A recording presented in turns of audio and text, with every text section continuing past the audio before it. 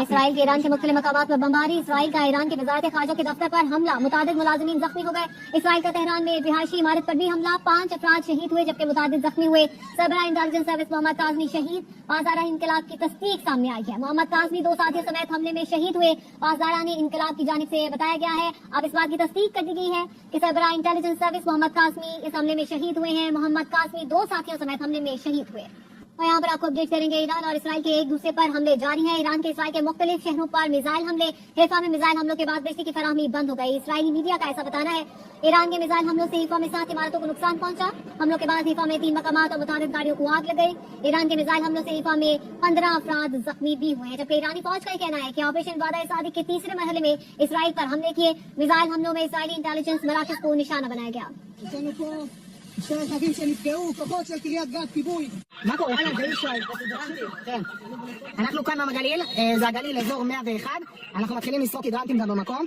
מיד ניתן לכם דיווח נוסף. اسرائیل کے ایران کے مختلف مقامات پر بمباری، اسرائیل کا ایران کے وزارت خارجہ کے دفتر پر حملہ، متعدد ملازمین زخمی ہو گئے۔ اسرائیل کا تہران میں رہائشی عمارت پر بھی حملہ، 5 افراد شہید ہوئے جبکہ متعدد زخمی ہوئے۔ سربراہ انٹیلیجنس سروس محمد کاظمی شہید، پاسداران انقلاب کی تصدیق سامنے آئی ہے۔ محمد کاظمی 2 ساتھیوں سمیت حملے میں شہید ہوئے، پاسداران انقلاب کی جانب سے بتایا گیا ہے۔ اب اس بات کی تصدیق کر دی گئی ہے کہ سربراہ انٹیلیجنس سروس محمد کاظمی اس حملے میں شہید ہوئے ہیں۔ محمد کاظمی 2 ساتھیوں سمیت حملے میں شہید ہوئے۔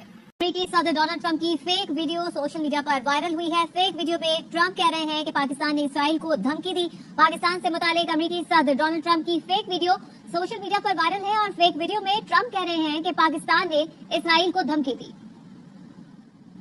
Warned Israel and the U.S. because Israel mistakenly said Pakistan is number 2 after Iran. Pakistan is fully alert with its air, land, and marine forces. Pakistan's defense minister, Khawaja Asif, said if Israel attacks Iran again, Pakistan will totally destroy Israel. But Harry's, would I say Pakistan should not do that. Pakistan has no problem with us. Their army is already very high alert. In my opinion, Pakistan should not get involved. This is Israel and Iran's war. We need peace in the region. We need to stop the fighting, not get in the middle.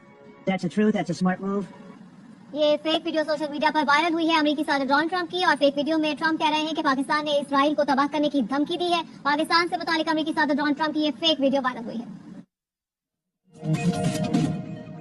ادھر G7 اجلاس میں ایران اسرائیل تنازع پر 4 نکاتی اتفاق رائے کی کوشش۔ German chancellor نے کہا ہے کہ ایران جوہری ہتھیار نہ بنائے، یہ پہلا اصول ہوگا۔